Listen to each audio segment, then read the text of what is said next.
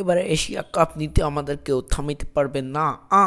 কিরে, জেগে জেগে স্বপ্ন দেখা শুরু করলি কবে? স্বপ্ন তো এইবার তোমরা দেখবা আর বাস্তবে আমরা কাপ নিয়ে যাব। দুইটা ম্যাচ ভুলভাল ভাবে জিতেই এত লাফালাফি। কাপাকাপি? কার কাপাকাপি? কে কাঁপছে আমাদের ভয়ে? তোদের ভয়ে আবার কে কাঁপবে? শালা ভুয়া দল একটা। আর এই হালা রশিদ নিজেদেরকে এশিয়ার দ্বিতীয় সেরা দল হিসেবে দাবি করে। হালারা বাংলাদেশ শ্রীলঙ্কার কাছে একটা ম্যাচ জিততে পারে না। আরে ভাই, আমরা তো ইচ্ছা করে ম্যাচটা হারছি, জানো?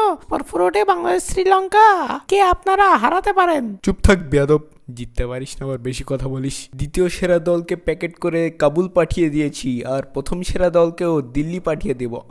তোরা আমাদের কাছে এত হারিস, তাও তোদের লজ্জা করে না এইসব কথা বলতে? আমাদের যদি লজ্জাই থাকতো তাহলে এতদিন কি আর ক্রিকেট খেলতাম রে পাগল? সহমত ভাই, সহমত। আপনাদের বন্ধু দেশ হয়ে আমাদেরও দিন দিন লজ্জা হারিয়ে যাচ্ছে, তাই তো আমরা দিনের পর দিন ইন্ডিয়ার কাছে হারি, তাও আমাদের লজ্জা করে না। তোদের কারোর তো লজ্জা নেই, তোদের সাথে আর কি খেলবো, যা। এইবার খেলায় তোমাদেরকে এমনভাবে হারাবো, তখন দেখবে কাদের লজ্জা আছে আর কাদের লজ্জা নাই। আজ পর্যন্ত 17বার তোদের সাথে আমাদের টি-20 খেলা হলো, জীবনে মাত্র একটিবার জিতছিস, তাও কান্দাকাটি করে। তোরা আবার আমাদেরকে হারাবি, এত বাড়াবাড়ি ভালো না। কাড়াকাড়ি? কিসের কাড়াকাড়ি? কোনো কাড়াকাড়ি নেই, এইবার এশিয়া কাপ আমাদেরই, এ নিয়ে কোনো কাড়াকাড়ি হবে না। হালার পোহালা, আগে নিজের কান ঠিক কর।